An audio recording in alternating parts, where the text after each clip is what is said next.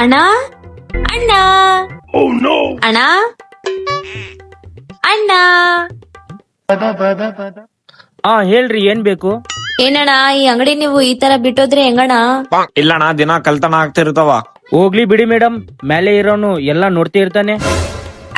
ಈ ಕಾಲದಲ್ಲಿ ಯಾವ ದೇವರು ನೋಡ್ತಾರಣ್ಣ?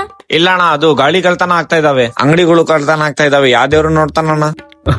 ಮೇಡಮ್, ನಾನ್ ಹೇಳ್ತಾ ಇರೋದು ಮೇಲೆ ಇರೋ ದೇವ್ರ ಬಗ್ಗೆ ಅಲ್ಲ, ಮೇಲೆ ಇರುವ ಸಿಸಿ ಕ್ಯಾಮ್ರಾ ಬಗ್ಗೆ ಹೇಳ್ತಾ ಇರೋದು.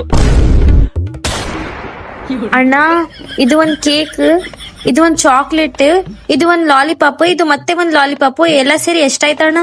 ಮೇಡಮ್ ನಿಮ್ದಾ?